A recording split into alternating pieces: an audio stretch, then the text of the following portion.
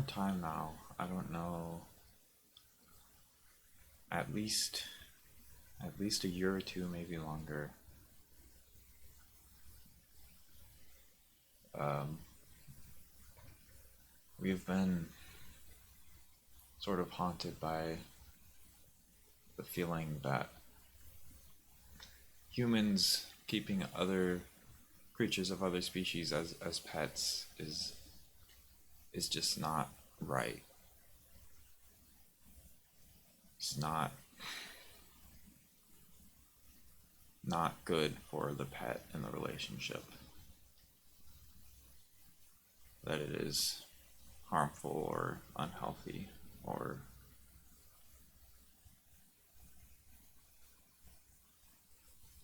just less than loving, less than what they deserve.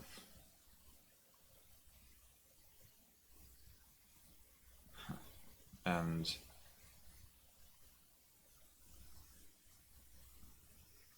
we we don't talk about this feeling very much. It usually takes a lot of working up and confidence to talk about this feeling, whether online or to someone in person.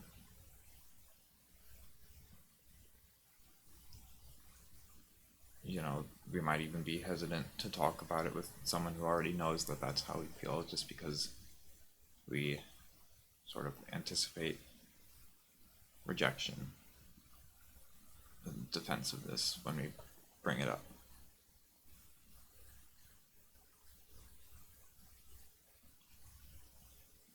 And we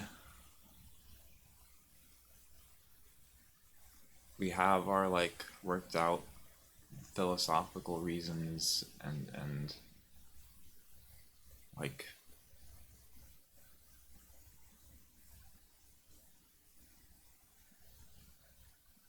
justification by comparison to other commonly held ethical and moral positions and things. And we think about that sort of thing a lot. We often go over and try to make sure that it's airtight, also try to make sure that it's true, and try to bring ourselves to the point of genuinely being able to admit and see if it were not true, and sort of rebuild the stance so that we don't deceive ourselves. We spend a lot of time and energy sort of working on it in that way, but ultimately, the reason why we started feeling this way and the reason why we still feel this way, at least a major reason, is because we know a non-human creature, a dog, who is a pet, and we've gotten to know her very well. We've spent a lot of time with her, and she's wonderful. She's beautiful and sweet and patient and sensitive and curious and thoughtful, and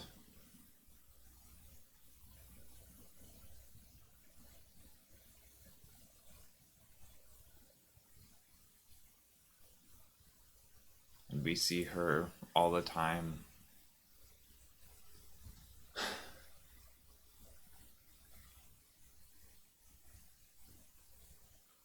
pushing at the edges of what her position allows of her,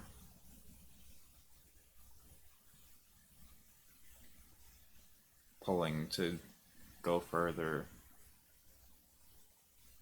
to explore.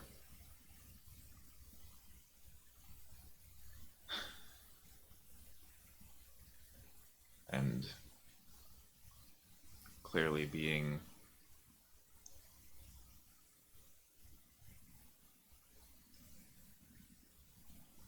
I guess, not fulfilled, or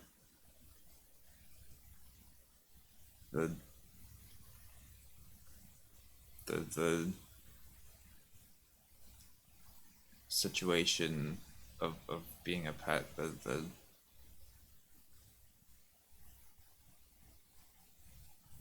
things that she has access to, the treatment that she gets is not enough for her, and it's not what her heart wants. And you know, when we get a chance to like take her out on a walk or something, we try to help her. We try to give her what she wants, let her go where she wants to go. But you know, even us going very far, trying to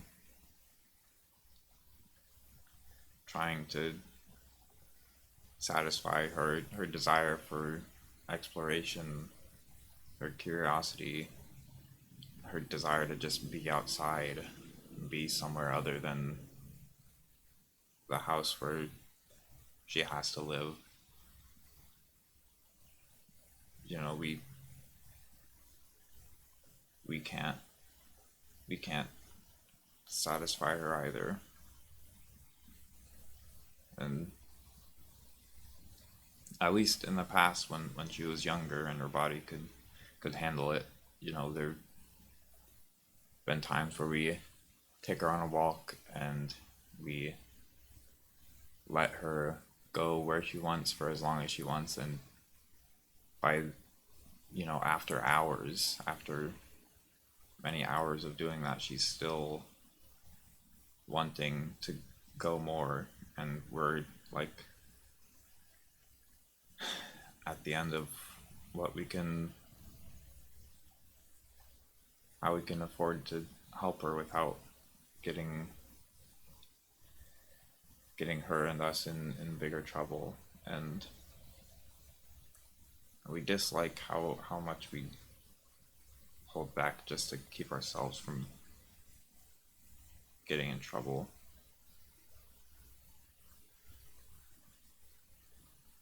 Because she's not considered our property, she's considered the property of somebody else.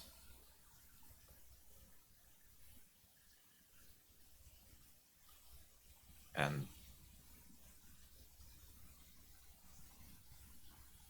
we so desperately want to give her a better life, to give her a life where she can, at least to a large enough degree, go where she wants to go and do what she wants to do, and not have to rely on us because we're not well suited to helping her get what she wants.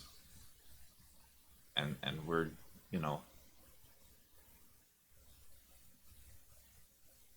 we're willing to go pretty far and we're pretty comfortable outside, but even still we're not able to give her what she wants. And it just,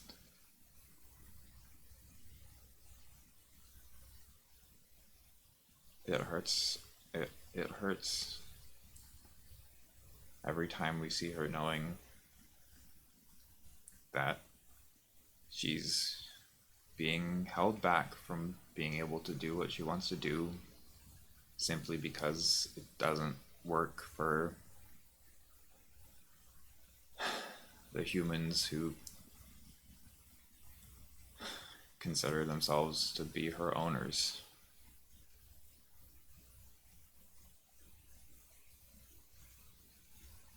It,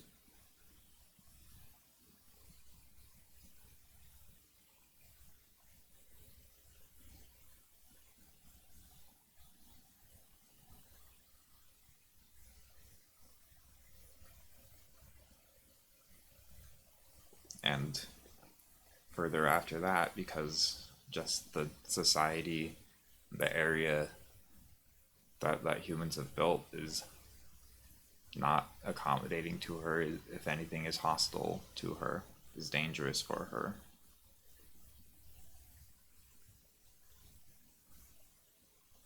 And so,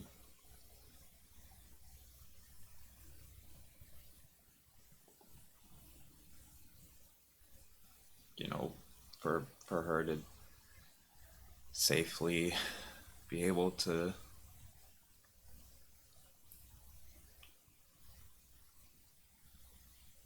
do all of the exploring and being outside and wandering and following her curiosity that she wants to do, she has to be somewhere away from human society, at least away from the roads. And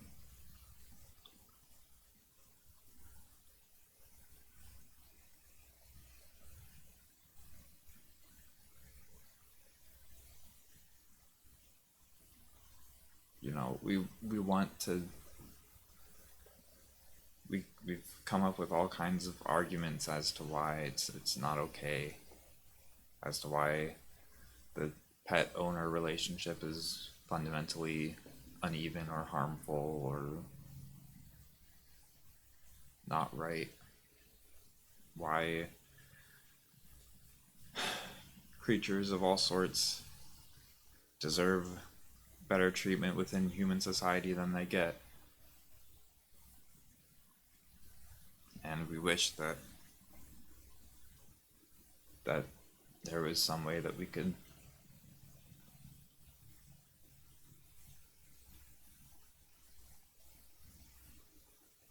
just have these airtight arguments and speak and be listened to, and then, move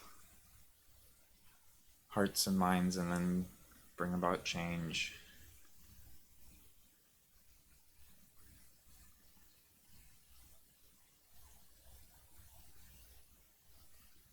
Really,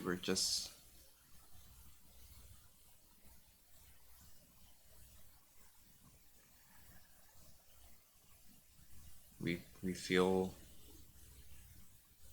indebted to this dog that we know, this person. It feels right to call her a person. That's the way we want to use the terminology. I know that that's not always how it's used.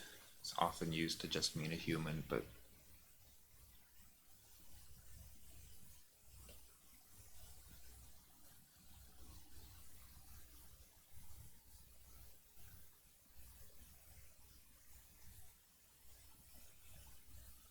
we're just we just so desperately want to give her a better life.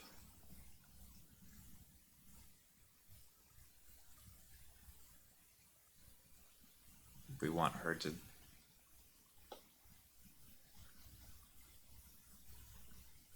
it's not just being able to go where she wants to go. It's not just having physically different conditions, it's also just being looked at with genuine respect. And her feelings not being ignored, her attempts at communicating not being seen as just noise and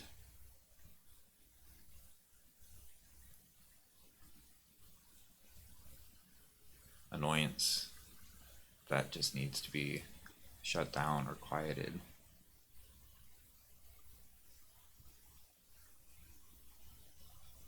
And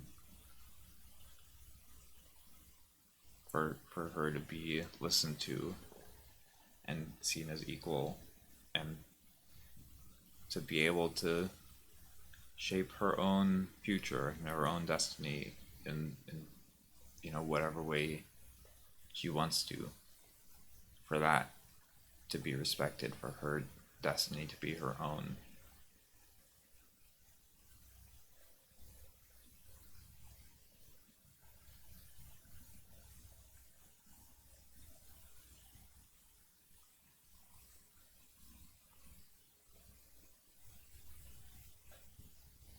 even if it's just slightly different, if it's even slightly different from what her owners would prescribe for her. We want her her desire there to be respected and acknowledged, at the very least worked with.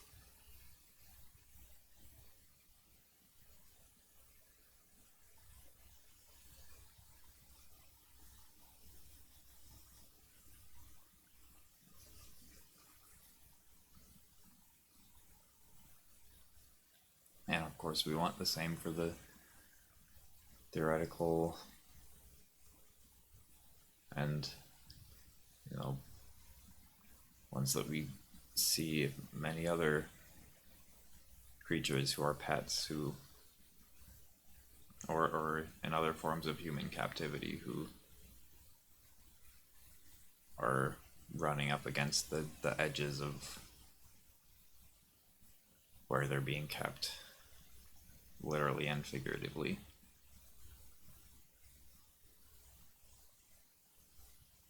And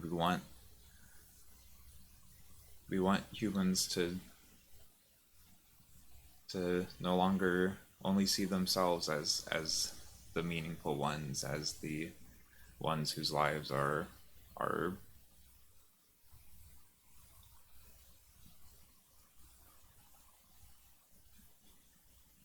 weighty, and whose hearts and feelings are worth listening to, and who fundamentally deserve respect and inclusion. You know, we want to see a world where humans see themselves as earthlings among earthlings.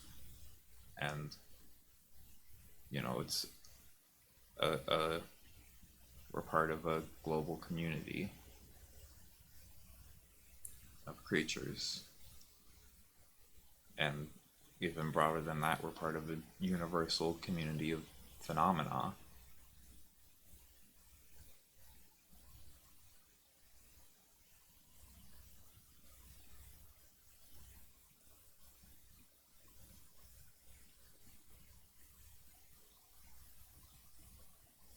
And to us, that just seems so clearly to be just a better, a more joyful and healthy and true and fun way that life could be. And I mean, we know it's, you know, humans have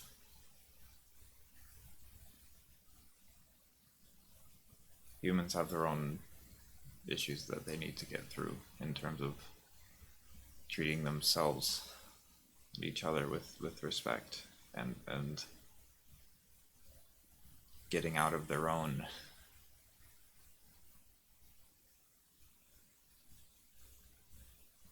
prescribed places by their, you know, in a lot of cases, a boss might as well be an owner in a lot of ways.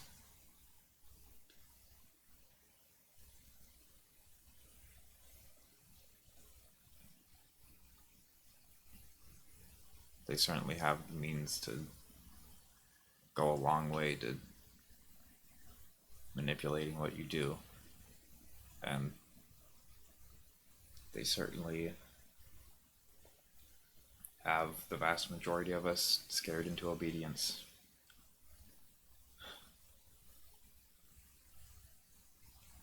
We know that like the whole thing is very complicated, and that humans need to get through that first. You know, you need to love yourself before you can love someone else, that sort of thing.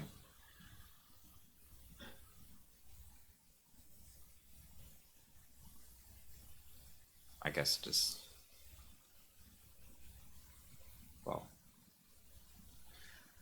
this is today. This is what is on our heart. That's what this series is for. Undeniably,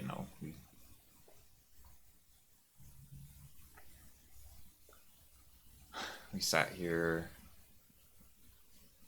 sort of scared for a while, but knowing that this is what we are going to talk about today. This is what we have to talk about today because we're scared because we think whether or not we're right, whether or not we are saying something that is profound and true, or whether we're saying something that's diluted or just missing a lot. Like, this is probably going to get a largely negative reception. We anticipate disagreement and defensiveness and maybe even contempt and other nasty things, because we know that this isn't a popular opinion by any means. And we know that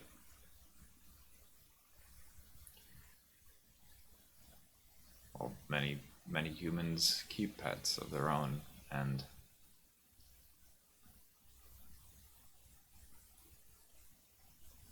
we know that they don't want to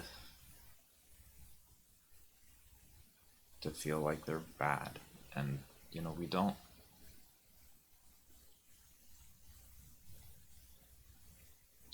think that anyone's bad, really.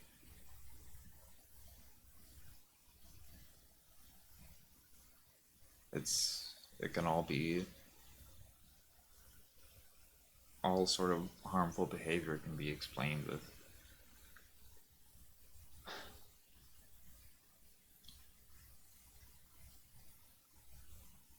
trauma at all, I guess, to not get into it too much. But you know we're all parts of the universe that are just responding to parts of the universe within and without us. And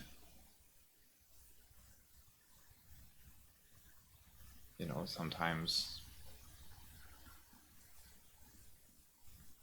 people will do incredibly harmful things for no good external reason, for no justifiable reason, I guess. But there's still the continuation of the universe.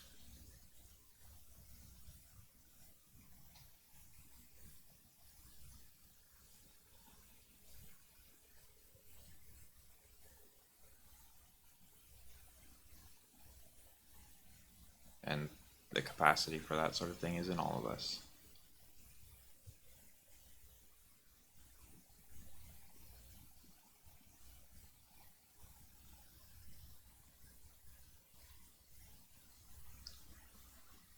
Ultimately, we have faith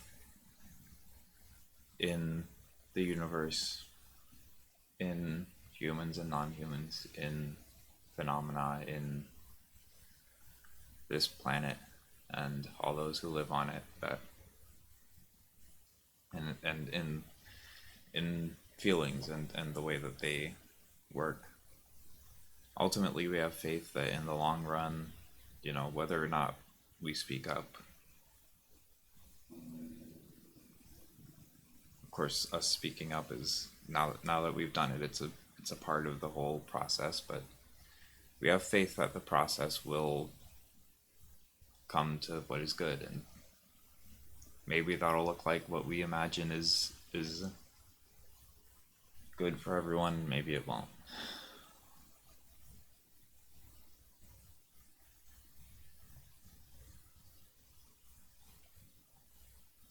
We just have a friend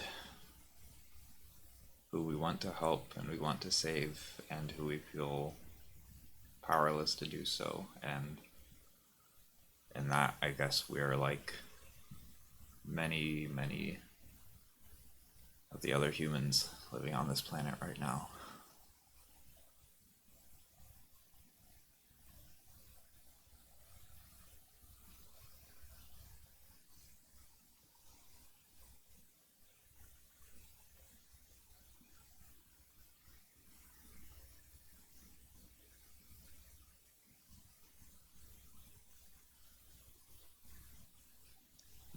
It's a hard process to stay with. It's hard to stay with the process, but all we can do is stay with the process as it goes on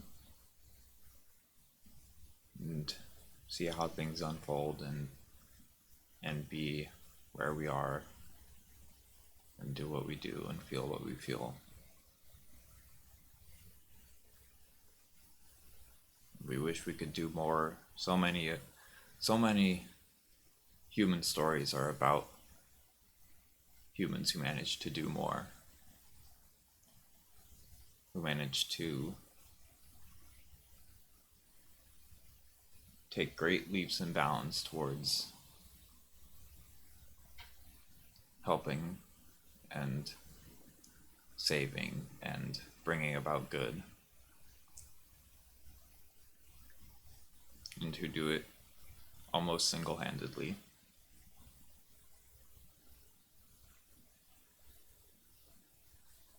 And so it's instilled in us that we feel like we should be able to do more. We feel like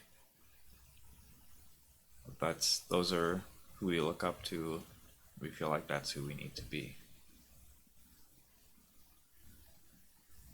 But all we can do and all we can be is who we are. All we can do is what we're doing. We make decisions. We make attempts. We have opportunities. That's all part of who we are and what we do.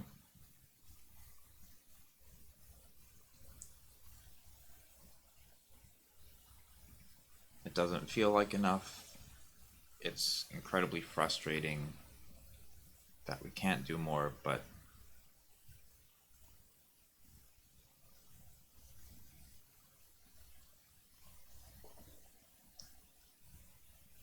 it is enough.